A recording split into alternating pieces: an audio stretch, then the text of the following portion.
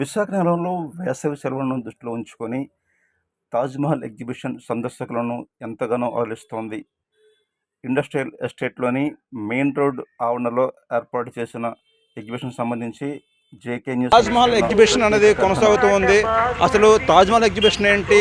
Exhibition లోపల ఎలాంటి వినోదాన్ని కలిగించేటువంటి పరికరాలు కావచ్చు, వస్తువులు కావచ్చు ఉన్నాయి. ఇటువంటివి చూద్దాం రండి.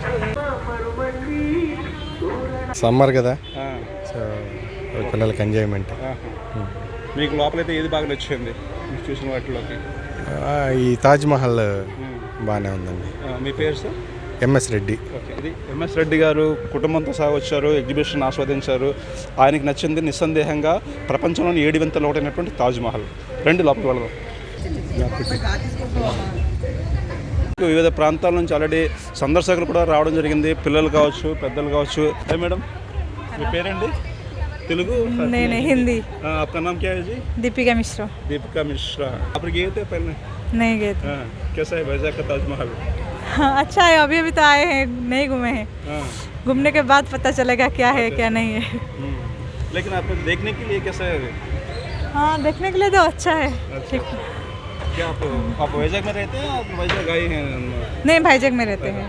जी आप बताइए, जो कुछ ताजमहल तो देखने के लिए अच्छा अभी रंजन, तो मैं आगरा में भी देखा हूँ, तो उसका बिल्कुल रिप्लिका जैसा लग रहा है, तो सही है।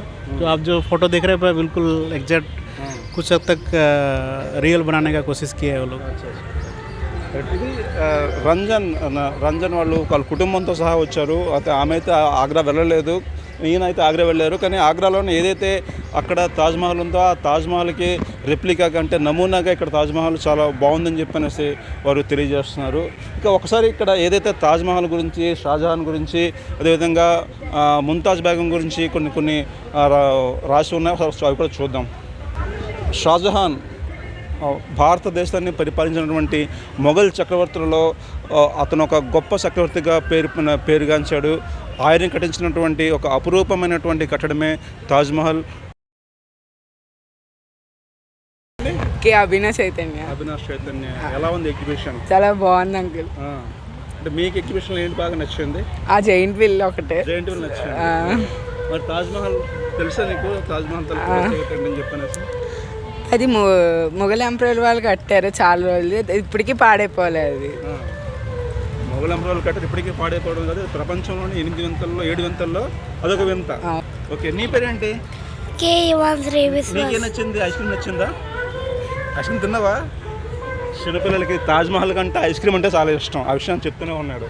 సరే, ఇక ఇది తాజ్‌మహల్ అంటే కూడా ఇష్టమేనా? అదండి, మనం ఇంకా ఐస్ క్రీమ్ అనుకున్నాం కానీ తనకి తాజ్‌మహల్ అంటే కూడా ఇష్టం అంట. తాజ్‌మహల్ ఎవరు కట్టించారో తెలుసా నీకు? నేను చెప్తాను చూడు. తాజ్‌మహల్ కట్టించింది కనిపిస్తున్నారు కదా అక్కడ. నేను ఎంత చదువుతున్నావు? సెకండ్. ఐస్ క్రీమ్ అంటే ఇష్టం అనేసి తను ఇంకా సెకండ్ స్టాండర్డ్ చదువుతున్నాడు. తనకు ఐస్ క్రీమ్ మాత్రమే కాదు, తాజ్‌మహల్ అంటే కూడా ఇష్టం అని చెప్పనేసి. ఈ నమూనా తాజ్‌మహల్ని విశాఖపట్నంలోని ఇక్కడైతే ఇండస్ట్రియల్ ఎస్టేట్లోని ఎగ్జిబిషన్లో ఏర్పాటు చేశారు. వెళ్ళి తాజ్‌మహల్ని చూడలేని వారి కోసం చెప్పనేసి ఈ తాజ్‌మహల్ని ఏర్పాటు చేశారు.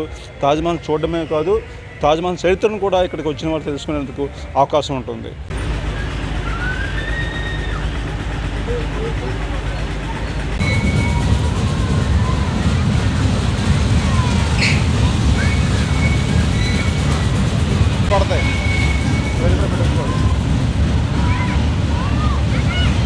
ఇటువంటి ఆనందాన్ని, ఆహ్లాదాన్ని కలిగించేటువంటి ఇతర ప్రాంతాల నుంచి కూడా ప్రజలు ఇక్కడ రావడం, ఇక్కడ పరిస్థితులను ఆస్వాదించడం మనం చూస్తున్నాం.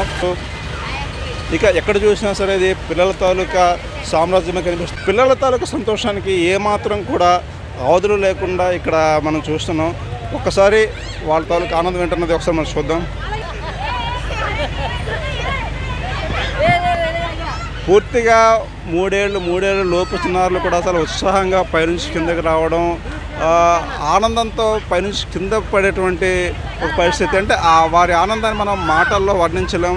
ఇటువంటి గొప్ప సన్నివేశాలకి ఈ ఎగ్జిబిషన్ అన్నది ఒక వేదికగా మారింది.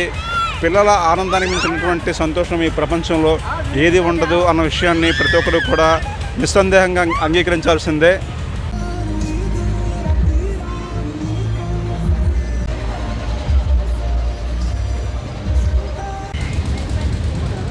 పెద్దలు కావచ్చు వాటిని అంటే ఆ రుచులను ఆస్వాదించడంలో నిమగ్నమై ఉన్నారు.